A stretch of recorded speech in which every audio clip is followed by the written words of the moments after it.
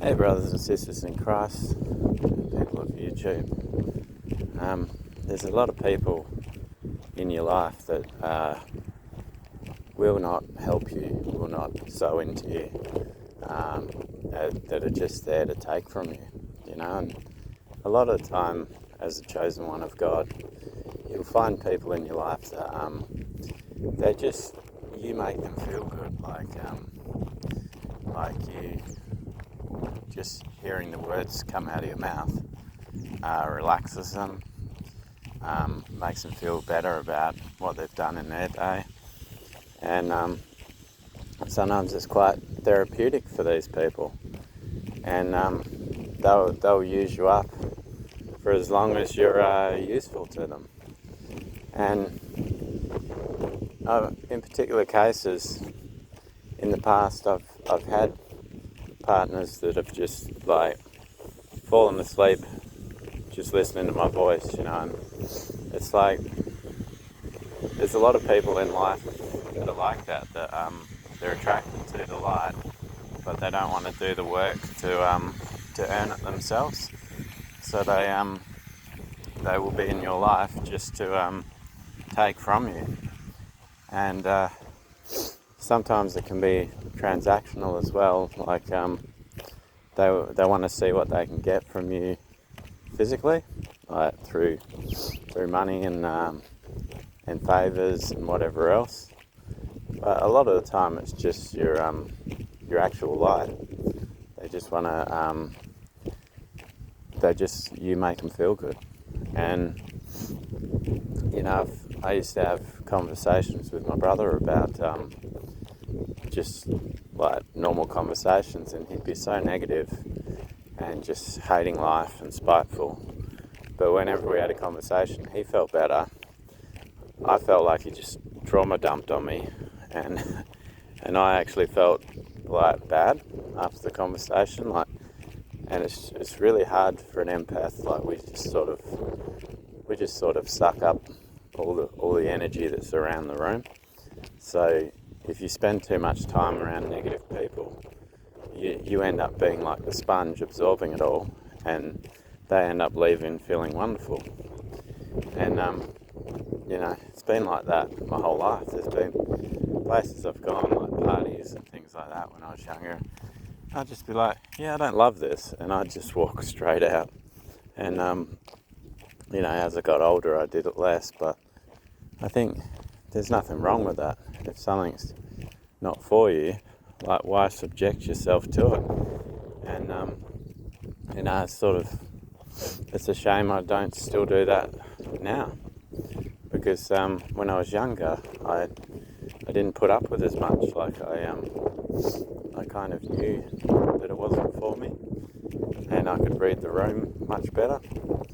And then, when I found God, I started to realize that these were gifts. They wasn't just who I was. But it's just funny. The more you get closer to God, the more you shine your light, the more these sort of people just want to take from you and want to just have you around for a couple of sessions a week, and then they go back to their life all relaxed and happy. And being an empath, we love to solve other people's problems. And back when my house used to host a family, I used to solve everyone's problems. As soon as I got home from work, there'd be problems, and I'd have to spend an hour or two fixing them, that I never got any recognition for or anything back for. And basically, it was even my ex, the narcissist, she would trauma dump on me before she went to bed, and then she'd just sleep soundly 12 hours a night if she needed to, and then she'd I'd be laying there just like a wreck, because I'd absorbed all the negative, and basically I'd have to find a way to transmute it by myself, because this person never gave anything back, like it's not like I could turn around and say, oh, I've got a problem, can we talk about it? Because they never want to hear your problems. So you have to be really careful who you align yourself with in this day and age, and who you consider a friend. And you need people around you that are actually going to sow back into you at the same time. And since this whole experience with the narcissist, I was left quite isolated and by myself, and just me and God. But God's slowly bringing allies in for me, and I've got a couple of good ones already that just would do anything for me. But the thing is, they're few and far between. Remember that woman in the Gospels that had the bleeding problem for 12 years? And she was like, oh, if I can just touch the hem of Jesus' garment, I'll be healed. And and she touched it, and he was like, oh, I felt some energy go out. He felt some of him leave to heal her. And it's like, that's what it's kind of like being a chosen one. Like, people just want to steal your energy. There's so many energy vampires. And maybe they don't even realise they're doing it. It's just when they're around you, they just end up doing it, and they end up leaving feeling better and healed. But not that that's necessarily a bad thing. But the fact is, people will just keep coming and taking and taking and taking without pouring back in. So yeah, you need to be really careful who you associate with. And I'm starting to build relationships where I'm sitting there, and straight away it's like, this is one-sided, and I still try and help these people, but I'm like, no, this is just too one-sided for me.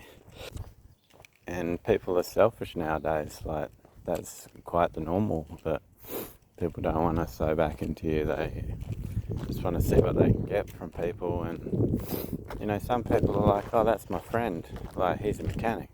Well, that's my friend, he's this.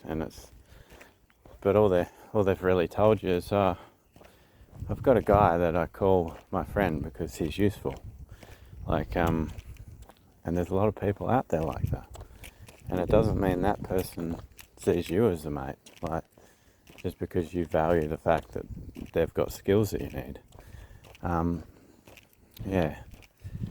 So you need to try and find some people around you that are going to sow into you. And sometimes you meet people and you're like, that particular person, you like them, but they're not exactly good for you. They're not bad people, they're just not good for you. But then sometimes through that person you meet someone else that's actually does resemble that, does sow into you, and you're like, wow, sometimes God uses one type of people to bring another type of people into your life. So yeah, you got to be careful who you dismiss as well. Because it might be part of God's plan. It might be a test for you to see how strong your boundaries are. It's pretty warm today, but I knew I needed to get a walk done. I'm just sick of not going. I was going every day before, and now it's few and far between with this weather. Running into random dogs when you're doing a video. It's awesome. I love dogs. There's so many around town, which is good. So we've just got to be setting boundaries for people. Just trying to stay close to God. We are not of the world, He pulled us out of the world, so we need to separate. And it's very important to do that. I found growing up that when I was out partying with friends, I'd get home and I'd just breathe. I'd just be like, oh, I can feel the energy coming back. like you had to actually separate before you actually felt comfortable. And that's not something a lot of people will understand because they're not built the same way. And like that's why I never enjoyed crowds. Like my friends from school wanted to go to music festivals, and I'm like, oh, that seems like a really bad place for an empath. Like, like so many people could drain your energy all at once.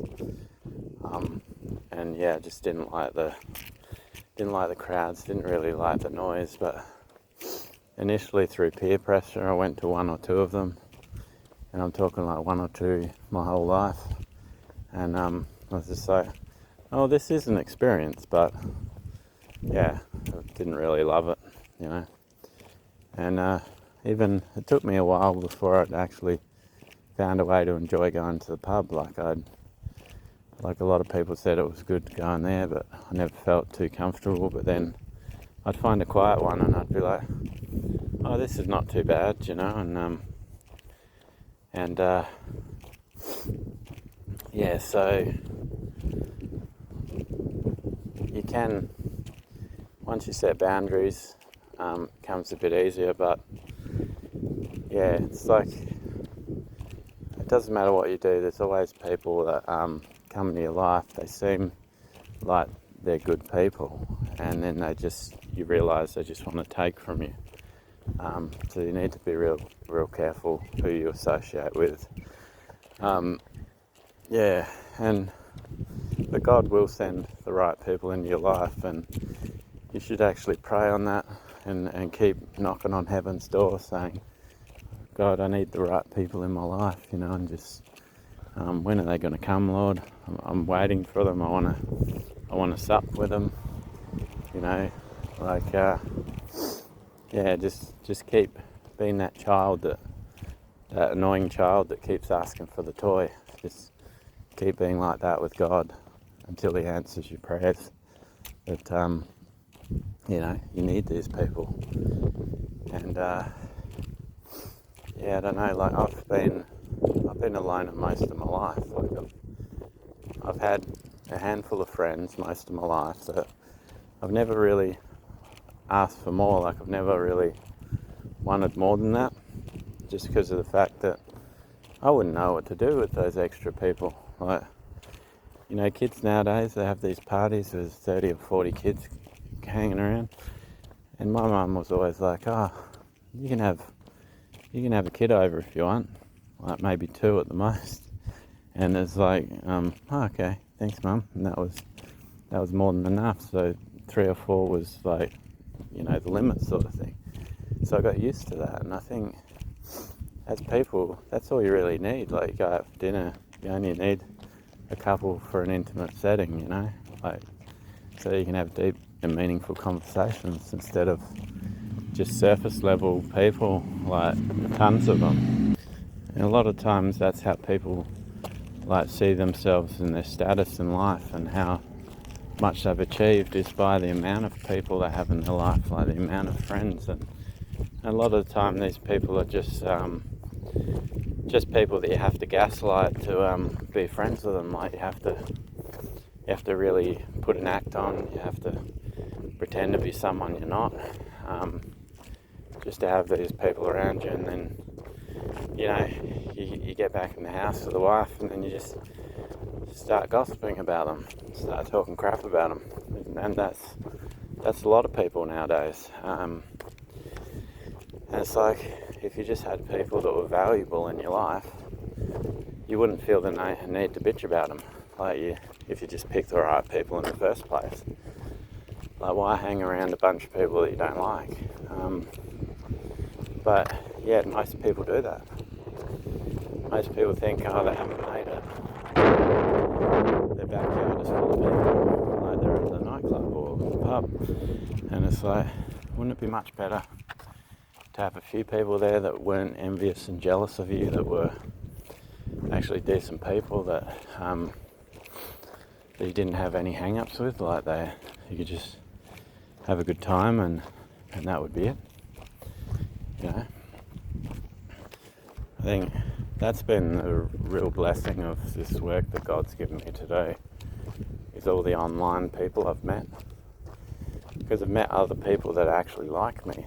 And, you know, growing up, a lot of people say, oh, there's that weird kid, there's that weird guy that, you know, like nobody can understand. But when I got online to these other chosen ones, they were all just like me. And I was like, oh, there's other people like me out there. And it felt really good. It felt like these people didn't want to take from you. They just wanted to sow into you. So it felt good because your energy went out to them and it came back, which has never happened in my life. And, you know, just the fact that suddenly life had meaning. Like it was just like all this effort I've been putting in for things is actually suddenly appreciated by people that are going through the same thing as me. Like the remnant, God's chosen people. And you know, many are called but few are chosen. And the ones that are, you've got to realise who you are. Like my whole life from a child, I kept getting these thoughts in my head that, you know, I was someone kind of wonderful, someone kind of amazing, someone like I was just a cut above the rest, you know. And I keep having these thoughts, and I'd just push them down and take them as pride and go, oh no, we don't do that. We you know, that's prideful. So and I just used to think it was just me thinking too highly of myself. But I think deep down it was actually God saying, son, I've got a purpose for you. I've got something I want you to do, and you are special. And that's a weird thing to accept as it is, because when everyone's like bashing you every day, like spiritually and sometimes physically, and then you just like, oh, how can I be special if I'm copping all this abuse, you know? And but the thing was, those thoughts were not my thoughts. They were actually God saying, you know, I have a plan for you. And it's why even since being a kid, I felt like something was wrong with the world. Like I've always felt like, no, I'm not supposed to be here doing this. I'm not supposed to be in this school learning this crap. I'm not, you know, it just doesn't feel right. I just knew there was always something not right about everything. And now that I've fully awakened to the fact that there is a God, and He loves me, and He's got this purpose for me, that yeah, it's like you can just kind of look at the world like it is very automated. A lot of people are like bots. They're getting around like you know, the engine's running, but nobody's behind the wheel. And it's really scary to think like that, because there's some people you can't even talk to because they're fully reliant on the system. They're fully dependent on the system, and they'll defend it to their dying breath. Yeah, I think God actually talks more to children, eh? When I was younger, I seemed to hear from Him a lot more. I didn't even know it was Him at the time, but yeah, just generally seemed to be close to Him. It's good when you finally discover your tolerance for BS, when you just go, you know what, I'm just not putting up with that anymore. I'm just not going to have these people in my life. And you know, it's funny, like I get some gang stalkers sometimes that try and annoy me, like through my work, like, and it's just like, I know one thing for a fact: you're going to end up paying me money, and then you're going to leave, and that's going to be the end of it. So I never worry too much about it. And it's like, if that's all they got that they can do, there's really nothing they can do to affect you in life. And that's the sad thing, that the ringleader, the head honcho, the narcissist, is such a coward that they can't even come after you in any way, shape or form. They have to send their minions after you. But just like in a schoolyard, a narcissist will bully you when they've got a big group of people behind them. But otherwise they will not come near you. They'll always send someone else. And there's a couple of reasons for this other than them being a coward, but they don't want to get their hands dirty. Like, they don't want to go to prison for their bad actions, so they think they can just hide behind the people that are actually doing the bad deeds. Like, they won't get caught. But they're forever using like social media and apps that actually have a record of all the things you've written on there, like, and said. So basically they're making up their own like evidence that's going to be their downfall, and it's just envy and pride, and jealousy. Like, these people being in secret competition with you. Like, how can a woman be in competition with a man? Like, you're not even built the same. Like, you got different skill sets. It's just doesn't make any sense. And for those women that want to be bodybuilders and want to show up a man, good on you. Like, that's your choice. But like, what I'm trying to say is 90% of like women out there are not going to compete with men because they're built differently. Like, we've just got different strengths. And why would you want to do that anyway? You're a different gender. Like, I don't know, it just boggles the mind. It's like, why? Just why? Like, when I separated from the narcissist, I started doing some weights from home, and she saw what classes I was doing, and she was researching them. She was trying to figure out, why is he lifting weights this way? Why is he doing that? And I thought it was really funny, hey? It's just like, why all of a sudden, after years of gluttony, do you suddenly want to copy what I'm doing? Like, it was really bizarre. And I don't think she ever ended up copying it physically, but just had to try and figure out if she could do it herself. And this is the thing that really burns the narcissist. When you start healing and you start living with purpose, when you start standing on business, they can't compete, and that really burns them too. And the thing is, you were never in competition with them to begin with. It was just all them.